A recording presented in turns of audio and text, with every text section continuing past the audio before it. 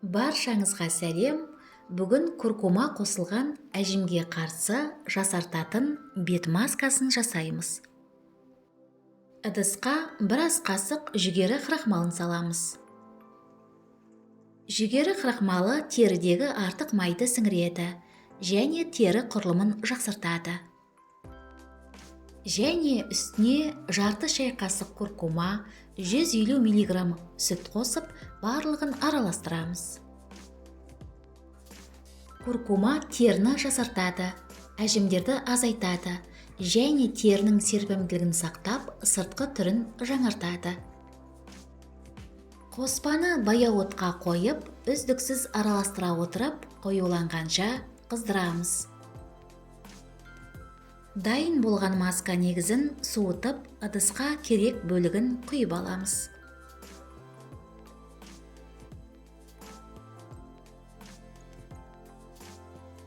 Маска негізіне қосу үшін зығыр дәні керек.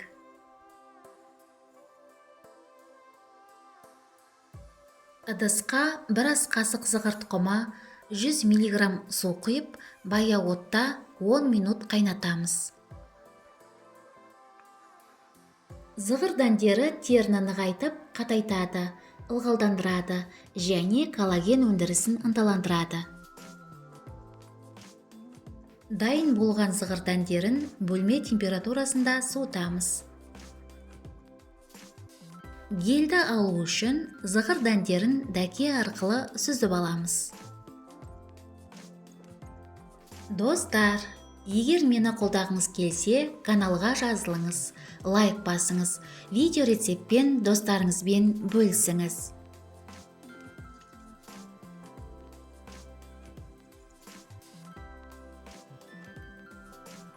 Маска негізіне 2 шай қасық зығыр гелін қосып, жақсылап араластырамыз.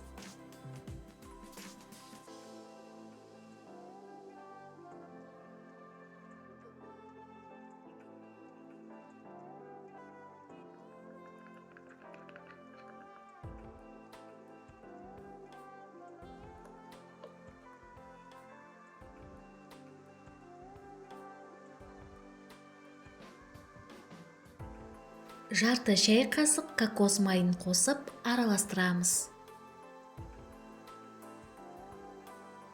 Кокос майы теріні нәрлендіреді, ылғалдандырады, ылғалды ұстауға көмектеседі, теріні жұмсартып сергітеді және тері жасушаларын жаңартады.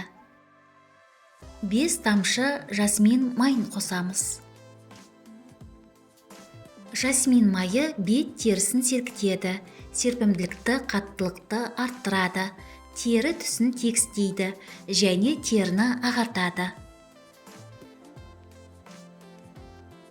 Дайын болған масканы шыны ыдысқа құйып, тоңазытқышта 1 аптаға дейін сақтайсыз.